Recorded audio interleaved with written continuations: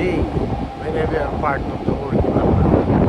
Once again, welcome to my page. Guys, if you remember last time I captured a bridge that I called historic bridge here in Europe. But all of a sudden, the last time I crossed here is night. Now, we can see the beauty of this bridge because I managed, or the ship managed to pass here during daytime. This is called the longest tension bridge here in English Channel, connecting the English and Danish. From the other side is the Danish side, and across the other side is the English side or the Netherlands side. In a few moments, in a few minutes, the ship will pass under this historic bridge. That is called the longest tension bridge here in Europe. You can see from far the glance of this bridge. It's a little bit bad because now the water temperature is about negative 4 degrees. In a few moments, the ship will pass through under the bridge. Okay guys, makikita nyo sa malayo yung pinakang tower niya. Natatakpan na ng pag kasi medyo malamig dito, winter season. And like I said, it's about negative degree now, negative 4 degrees centigrade. Yan yung napakahabang tulay na nag-cross dito sa kahabaan ng English Channel. And this is the longest tension bridge here in Europe, connecting Danish side and English side.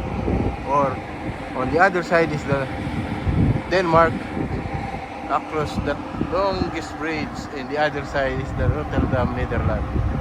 Yan, habang lumalapit, nakikita natin yung haba ng tulay na ito. Yan, napakahaba niya. And napapanood ko lang dati sa National Geographic itong pag-build ng bridge na to. Kaya napaka-historic ito sa lugar na to. Dito nag-connect ang Danish and English, or ang dalawang bansa, through this bridge. And tinagurian din itong the longest tension bridge here in Europe. And kung makikita nyo, mayroon kaming makakasalubong na barko na magkukos dito. Nagaling na yan sa loob. Last time kasi na nag-cross kami dito, gabi. And buti ngayon, natyempuhan namin ang araw na dumaan dito. And mapapansin din nyo rito, napakarami ng windmills dito. Yan. Kaya napakaganda ng renewable energy dito. Dito sa Europe, gamit lahat, mapa-araw, mapahangin.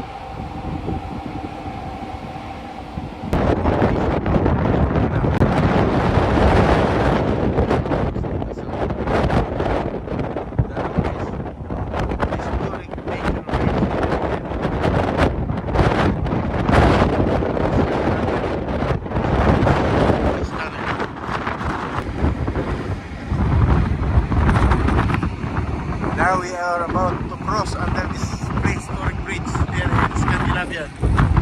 They call this the longest tension bridge here in Europe. This bridge connecting the Danish and English. You can see the fog. This now is negative 4 degrees here in Europe, winter time.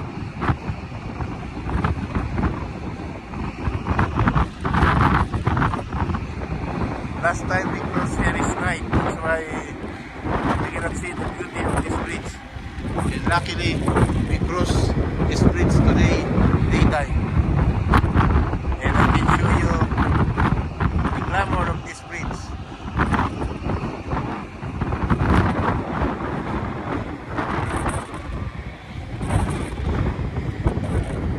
I just only watched this bridge for the National Geographic, and now I can see it by my own eyes.